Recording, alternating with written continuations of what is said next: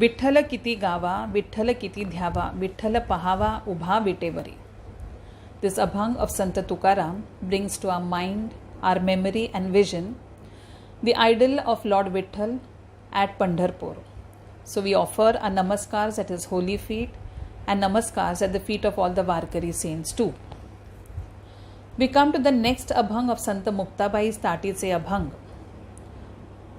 There are in all 11 Tatiche Abhang, and these Abhangs have been spontaneously composed by Sant Muktabai when she tries to gently request her elder brother Jnaneshwar Mauli to open the door of the hut in which he has got himself closed in because he is disappointed, dejected with the way society has treated him and makes him feel unwanted. This Abhang of Sant Muktabai brings to mind so many different aspects of society and the human mind. Let's see the first line. Sukha sagar apan bhave, jagabodhe nivavave. Sant Muktabai is asking Mauli, Jnaneshwar Mauli, to be the ocean of bliss. Now, ocean of bliss, Sukha sagar apan bhave. Bliss is actually Anand. But Muktabai has used the word Sukha.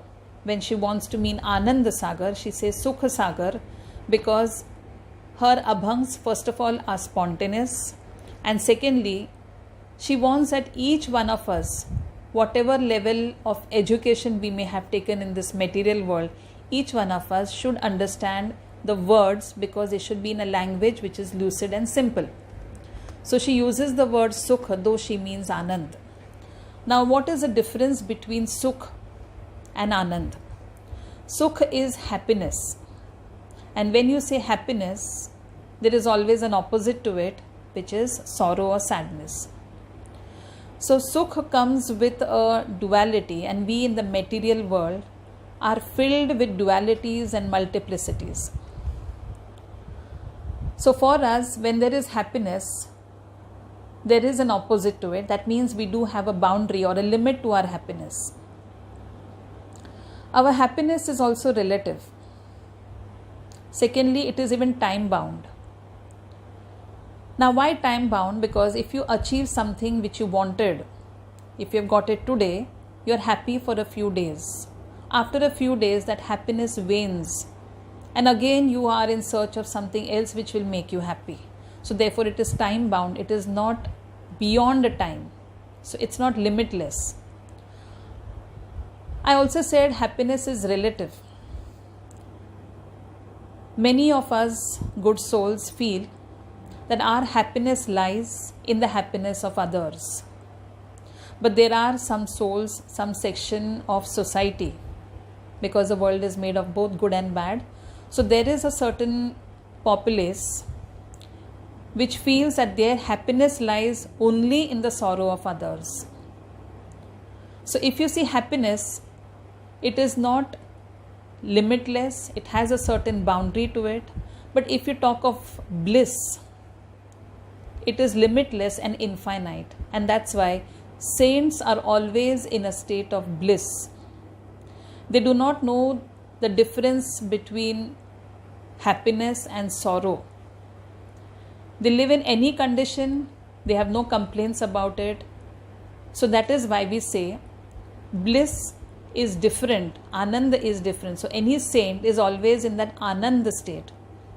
That is why many saints have the name Anand attached to their spiritual names. So here she says, Sukha Sagar Apana Bhave. So we take it as ocean, Sagar is ocean, ocean of bliss. So she is asking Jnandev Mauli to become the ocean of bliss.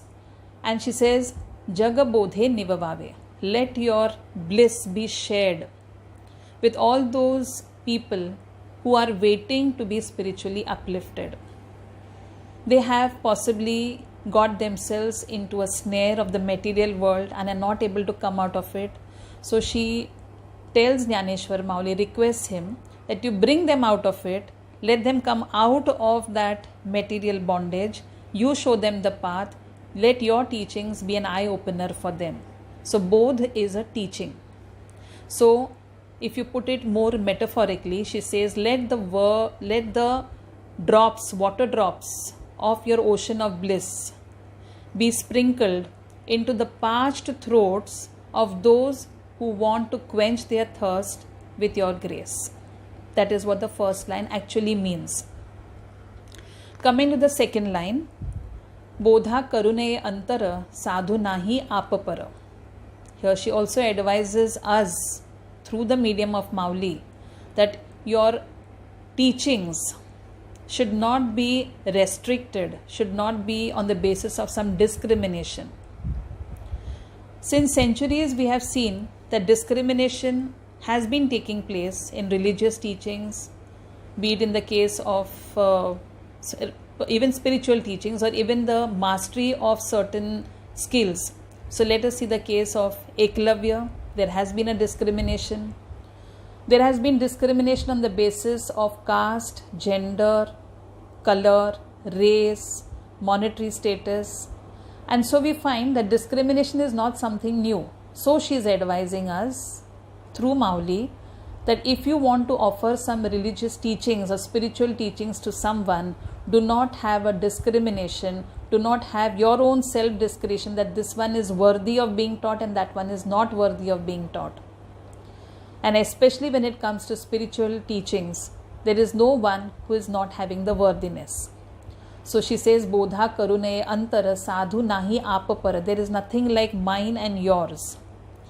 This discrimination and possession, that is, it is mine, should not be there in any saint.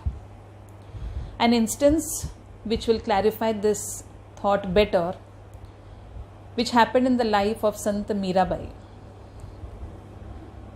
Sant Mirabai had heard that in Vrindavan there was a certain Goswami, the chief of the Vaishnavas, a very ardent devotee of Lord Krishna, and she wanted to meet him because she wanted to know more about the glories of Lord Krishna through him. All of us know Sant Mirabai herself was a very great devotee, a great saint of Lord Krishna. But she thought Goswami would be having something more to tell about Lord Krishna, about his playful activities. So she yearned to meet Goswami. Somehow finding out where his house was, she landed at the entrance of Goswami's house. When the disciples, they stopped her from entering, saying that she was not allowed inside because Goswami never spoke or even looked at women.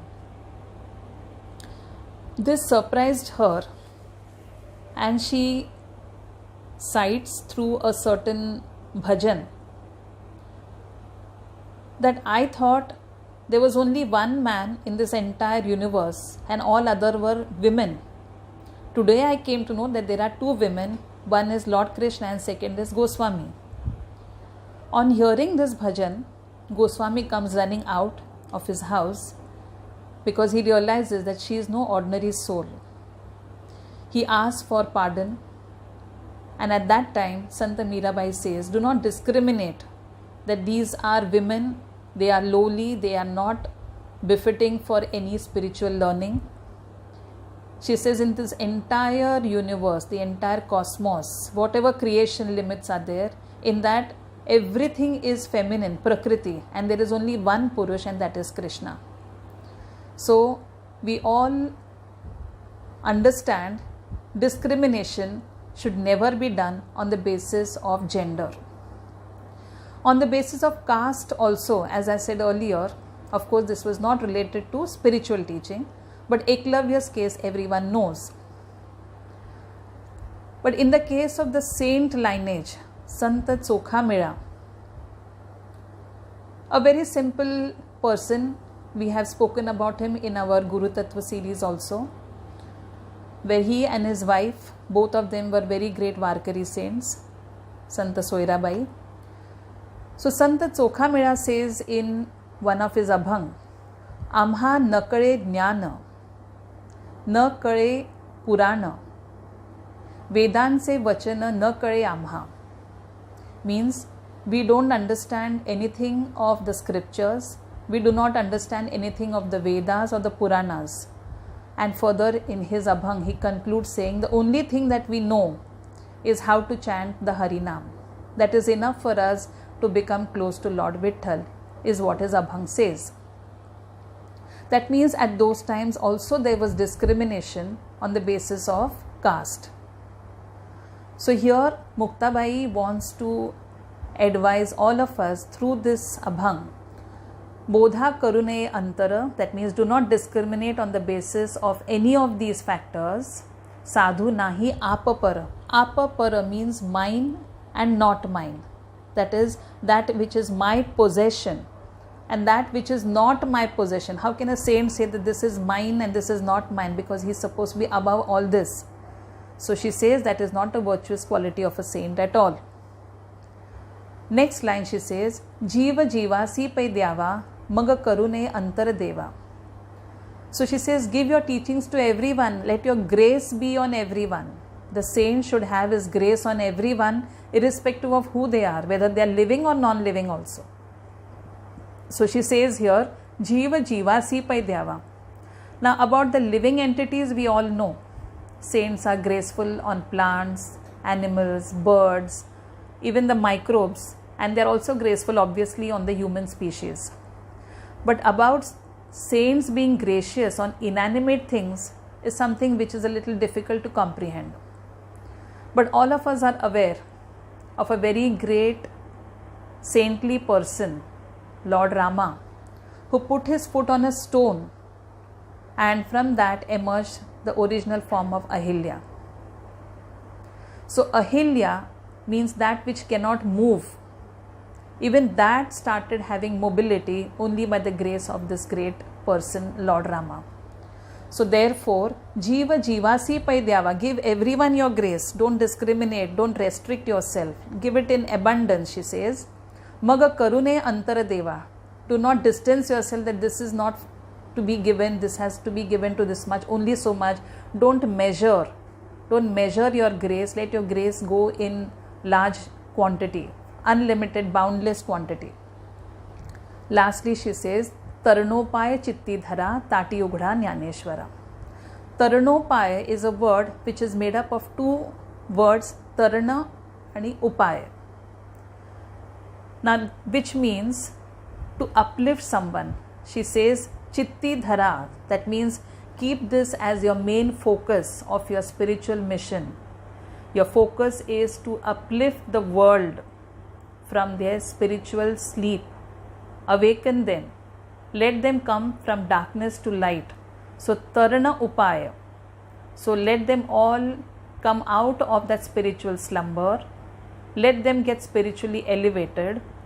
And that should be the focus, or that should be the focal point of your mission. So she says, Tati ugda jnaneshwara means open the door now, Jnaneshwara, because the world is waiting for you. The world is completely seeping with ignorance, darkness. And you have to come, bring this bliss into them, put knowledge into them and uplift them so that they also share the same space as what saints do. Now it may be difficult for all of us who are in this material or householder life to immediately become a spiritual seeker and start walking on the path of there. But what she wants to say is, a hidden meaning is, at least make a beginning. So apply the principles of saints, the virtuous qualities of saints in your material life. So if you start applying those virtues in your material life, it will not be very far that you start climbing up the spiritual ladder and the saints hold their hand and lead you further. So she says, for that world to come to that particular awakening, we need Mauli to open the door, and so she tells him, Tati ugda jnaneshwara. With this, we end this Abhang. The next Abhang will be in the next session. Till then, Ram Krishna Hari.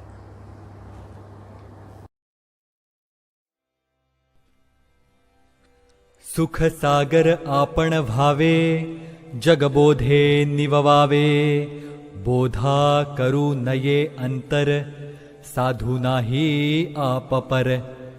जीव जीवासी पैद्यावा, मग करू नये अंतर देवा। तरणोपाय चित्ती धरा, ताटी उघडा ज्ञानेश्वरा।